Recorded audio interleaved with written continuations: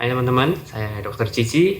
Dan sorry sebelumnya kalau audionya mungkin kurang bagus karena ya rekam seadanya. Kondisinya lagi ada di rumah sakit nih sekarang, di salah satu rumah sakit di Surabaya, karena saya harus ngamar karena kena demam berdarah.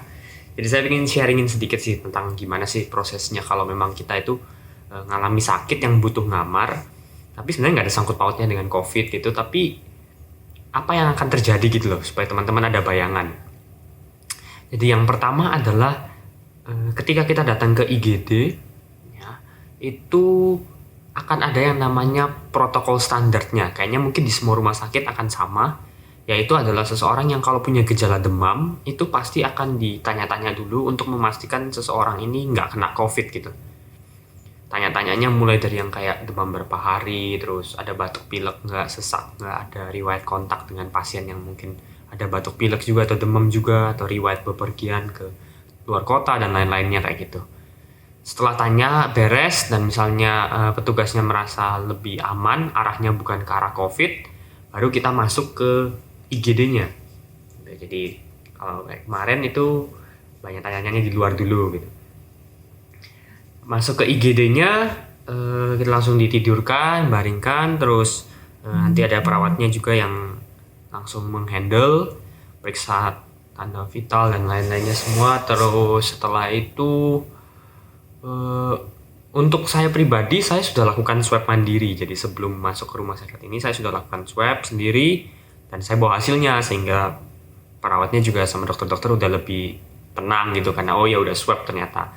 Tapi ada pasien lain yang misalnya belum melakukan swab, itu ketika mau rawat inap atau mau ngamar lah istilahnya teman-teman, itu diwajibkan untuk lakukan pemeriksaan swab dulu.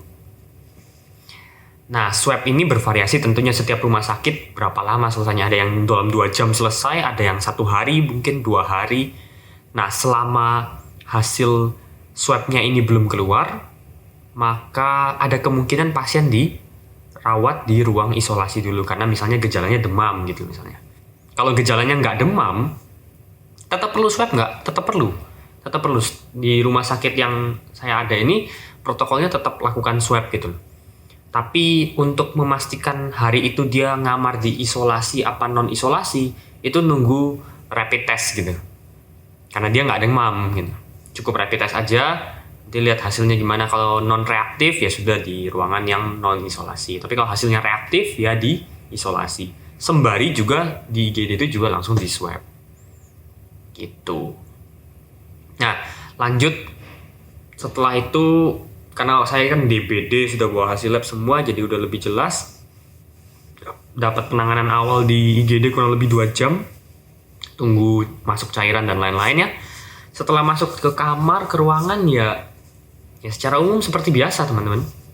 Karena saya juga masuknya bukan ke ruangan yang ruangan isolasi ya, jadi satu lantai yang memang bukan pasien COVID gitu, pasien non COVID semua.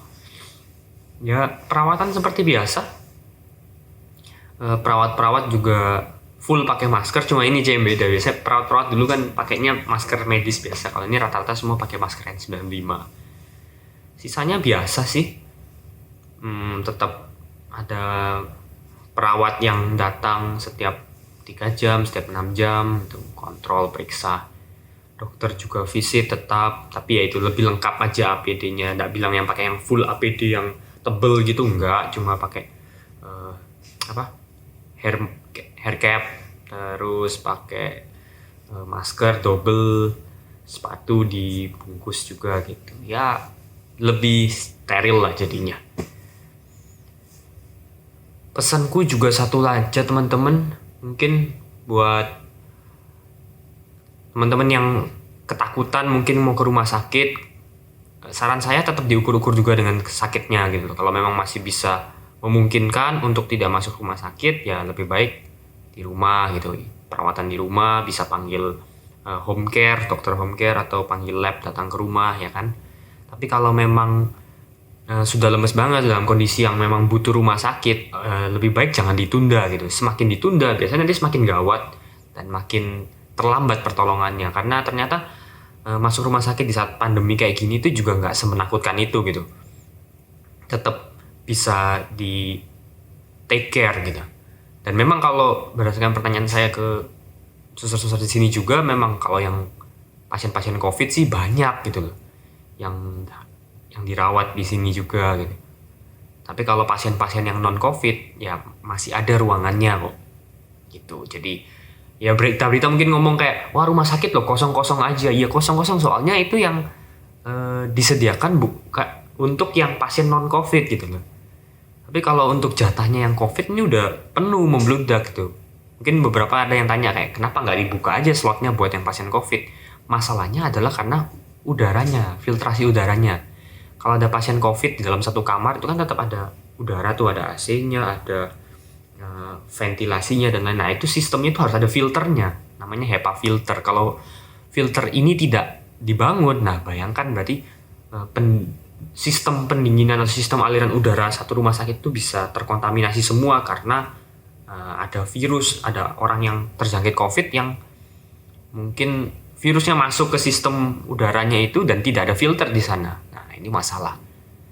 Jadi ya, teman-teman juga maklumi ada alasannya kenapa memang rumah sakit nggak bisa menerima kalau sudah penuh jatah yang untuk COVID ya, supaya untuk nggak meresikokan pasien-pasien yang lain lagi. Mungkin segitu aja videonya teman-teman. Like kalau suka, dislike aja kalau nggak suka. Semoga ini bermanfaat buat teman-teman.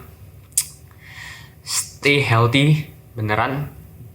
Jaga kesehatan. Jangan lupa berolahraga juga.